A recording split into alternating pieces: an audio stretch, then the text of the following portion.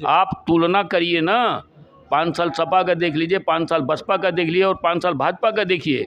अपना गांव देखिए, अपने गांव के अगल बगल का गांव देखिए, तो आपको पता चलेगा कि विकास हुआ कि नहीं हुआ। मेरे कहने से नहीं हुआ। आप जिधर भी जाएंगे उधर ज्ञानेंद्र सिंह, पंकज चौधरी का नेम प्लेट लगा दिखाई देगा आपको। नमस्कार, मैं हूं दिव्यांश द्विवेदी और आप देख रहे हैं द पॉइंट मीडिया। खबर पक्की है। उत्तर प्रदेश विधानसभा चुनाव की कवरेज में इस वक्त हम मौजूद हैं उत्तर प्रदेश के महाराजगंज जिले के अंतर्गत आने वाली 319 विधानसभा पनियरा में। हमसे बातचीत करने के लिए हमारे दाहिनी तरफ यहाँ के विधायक, क्षेत्र के कद्दावर नेता और 30 वर्षों से, लगभग 3 दशक से जनता के दिलों में अपनी एक अलग छाप बनाए हुए नेता श्री ज्ञानेंद्र सिंह हमारे साथ मौजूद हैं। मैं स्वागत करता हूँ नेताजी आपका द पॉइंट मीडिया पर। बहुत बहुत धन्यवाद आप मीडिया के सभी लोगों को।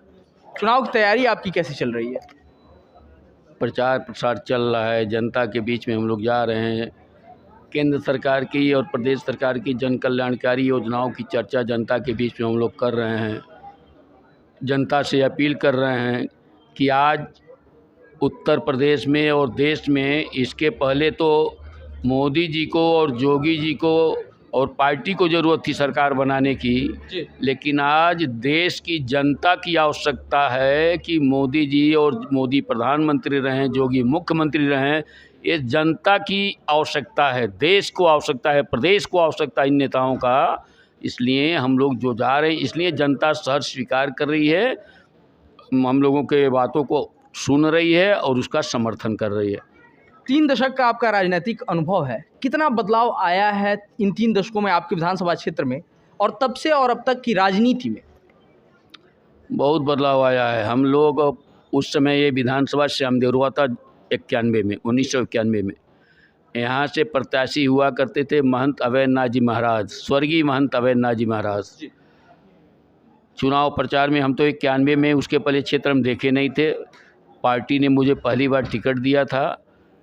टिकट देने के बाद क्षेत्र में जाना शुरू हुआ। न पहचान था, न कुछ था, न कार्यकर्ताओं से परिचय था, न जनता से परिचय था। कार्यकर्ताओं ने, जनता ने हाथों हाथ लिया, गांव-गांव दौड़ाया। हमसे तेज जनता चल रही थी। जय श्री राम, जय श्री राम। गांव के बाहर गाड़ी अभी पहुंचती थी, तब तक बच्चे जो है 100-200 मीटर, 300 मीटर जाके जय श्री राम करके नारा देते हुए गाँव पहुँचाते थे। तो हम लोगों का पहचान बना परिश्रम करते करते। और क्षेत्र में देखने को मिला महंत अवैधनाथ जी महाराज की गाड़ी फंसी हुई थी, कच्ची सड़कें थी। हम लोग बिशुनपुरा से उसका जा रहे थे, महाराज जी की गाड़ी फंस गई, ट्रैक्टर मंगाया गया। हमारी गाड़ी दूसरे गांव पर फंस गई थी, वो भी ट्रैक्टर से निकाला गया। अधिकांश सड़कें, कहा जाए तो बहुत सी सड़कें कच्ची मार्ग थी, मुख्य मार्ग। और 91 में उस समय पैसा भी, विकास निधि कम, बहुत कम रहता था। तो हम लोगों को जो पैसा मिल पाता था, सीमित संसाधन, उससे खड़ंजा का काम कराते थे। पिच रोड नहीं बनवा पाते थे हम लोग खड़ंजा का काम करवाते थे। जो कच्चा मार्ग है उसको खड़ंजा करा दिया जाए, और ज़्यादा काम हम लोगों ने कराया था। हमको तो लगता है 60-70% गाँवों को हम लोगों ने खड़ंजा मार्ग से जोड़ा था उस समय। और आज तो सभी गाँव हमारे करीब टोल गाँव तो सेपरेट ग्राम सभा तो कोई नहीं बाकी है जो पिच रोड पर न हो। कुछ टोले पूर्वे अभी हैं, वो भी योजना में थी। हमारी केशव मौर्य जी उप मुख्यमंत्री हैं, लोक निर्माण विभाग उनके पास है। उन्होंने मंगवाया था, हम लोगों से मांगा था कि जो छोटे छोटे टोले पूर्वे हैं उनको जोड़ने के लिए पीडब्ल्यूडी विभाग से उन्होंने प्रस्ताव मांगा था। और हमको लगता है वो सारे टोले पूरा हो गए होते, लेकिन कोरोना जो है कुछ प्रभावित किया है, कुछ विकास का काम कम हुआ है तो इसलिए सड़कें कुछ अधूरी रह गई। वो भी सड़कें पूरी हो जाएंगी। विकास तेज हुआ है, ज़्यादा काम हुआ हमारे वहाँ। यूँ तो आप अवैधनाथ जी के काफ़ी करीबी भी रहे हैं, और अब तो योगी आदित्यनाथ जी मुख्यमंत्री भी हैं प्रदेश के, बगल की ज़िले से चुनाव लड़ रहे हैं। उनका क्या प्रभाव रहने वाला है महाराजगंज में, खासतौर पे आपकी विधानसभा पर? योगी जी का प्रभाव तो पूरे प्रदेश में, ज़रा देखिए ना, किस प्रदेश में उनका मांग नहीं हो रहा है। कहीं से चुनाव होता है, योगी जी का मांग होता है। तो हमारे सीट की तो बातें छोड़ दीजिए, पूरे प्रदेश में उनका प्रभाव पड़ने वाला है, पूरे पूर्वांचल में पड़ने वाला है। कोई एक सीट पर उनका कोई मतलब महत्व तो उनका बहुत बढ़ गया है। योगी जी का प्रभाव बहुत अच्छा पड़ेगा, सभी लोगों पर, सभी सीटों पर पड़ेगा। 3 दशक का आपका राजनीतिक सफ़र है, कई मील के पत्थर आपने स्थापित किए होंगे। आने वाले समय में पनियरा विधानसभा को कहाँ देखते हैं आप? पनियरा विधानसभा को हम देखते हैं, जितनी आवश्यकताएं जनता की होंगी, अपेक्षाएं होंगी, आवश्यकताएं, जी जैसा कि मैं पहले भी कह चुका हूं कि विकास का अंत नहीं होता। अगर सृष्टि है, हम और आप हैं, तो जब हमारा और आपका अंत नहीं है तो विकास का भी अंत नहीं होगा। जी लेकिन विकास की गति को हम उत्तर प्रदेश, आप खुद देख रहे होंगे, कानून व्यवस्था के नाम पर, विकास के नाम पर उत्तर प्रदेश जाना जा रहा है, चाहे वो बिजली का विषय हो, शौचालय के विषय हो, आवास का विषय हो। अब मैं थोड़ा अगर पीछे आपको ले जाऊं तो समय थोड़ा बढ़ेगा। जी नहीं, 2012 से 2017 तक जो है इनकी सरकार थी, अखिलेश यादव जी की। 2014 में प्रधानमंत्री नरेंद्र मोदी जी बने। 3 साल केंद्र की योजनाएं उत्तर प्रदेश में लागू नहीं होने दी अखिलेश जी। आप कहेंगे कि प्रधानमंत्री लागू करें तो मुख्यमंत्री कैसे रोक देंगे? रोक देता है। अभी आपका ताज़ा उदाहरण बंगाल का है। ममता बनर्जी ने किसान सम्मान निधि लोगों को नहीं लेने दिया, अब शुरू हुआ है।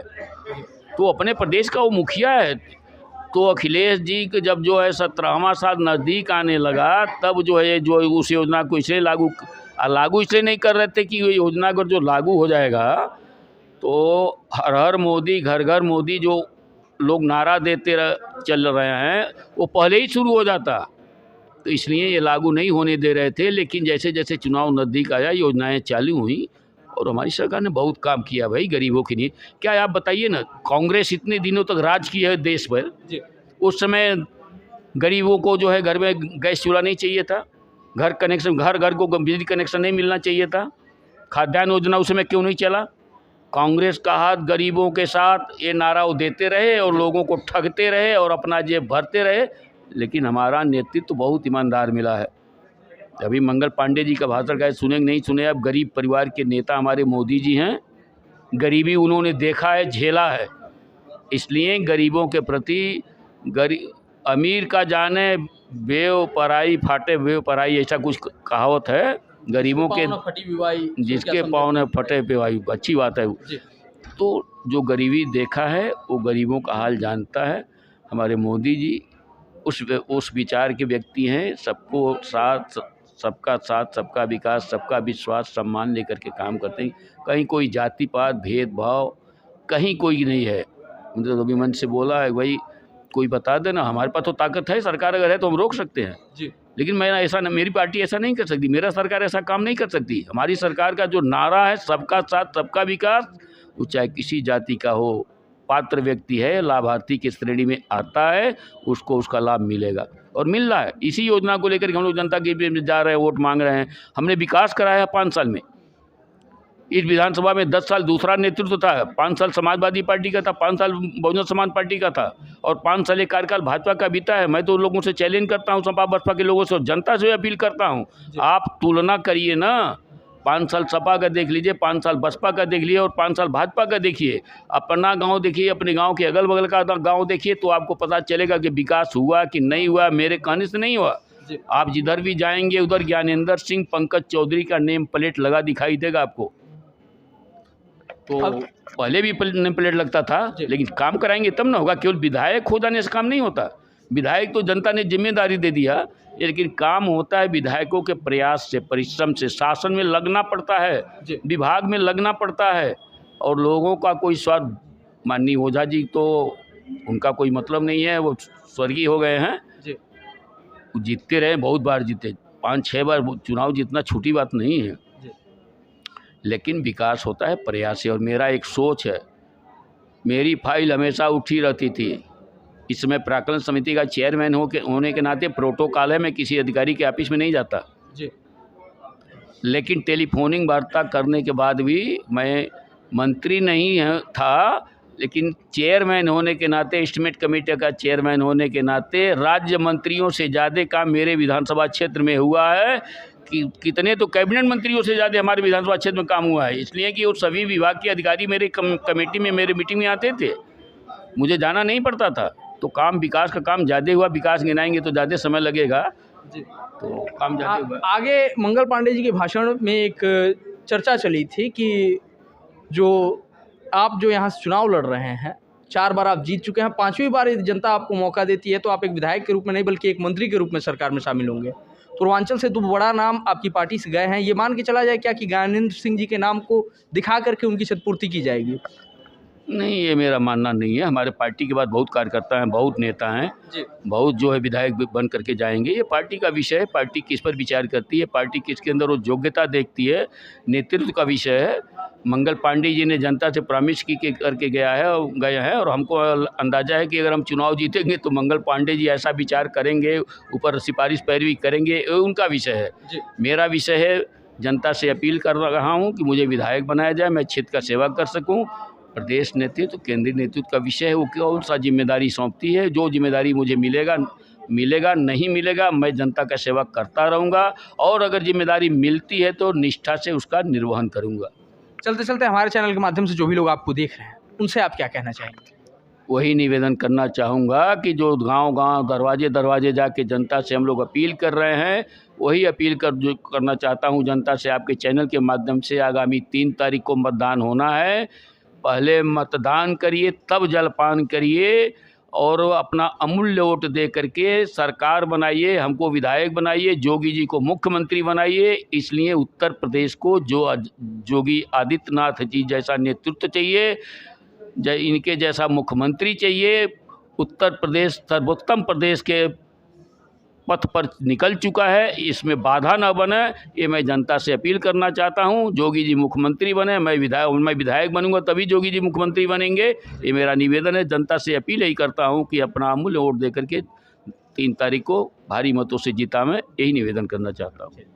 आपका हमसे जुड़ने के लिए बहुत बहुत धन्यवाद। तो ये थे हमारे साथ उत्तर प्रदेश के महाराजगंज जिले के अंतर्गत आने वाली 319 विधानसभा पनियरा से वर्तमान में भारतीय जनता पार्टी के विधायक और लगभग 3 दशक से जनता के दिलों पर राज कर रहे श्री ज्ञानेंद्र सिंह। हम इनके लिए शुभकामनाएं व्यक्त करते हैं, इनके राजनीतिक भविष्य के लिए शुभकामनाएं व्यक्त करते हैं। ऐसे ही तमाम लोगों से हम अपने दर्शकों को रूबरू कराते रहे हैं, आगे भी करवाते रहेंगे। तो जुड़े रहिए हमारे साथ, देखते रहिए द पॉइंट मीडिया, क्योंकि हम दिखाते हैं वो जो खबर पक्की है।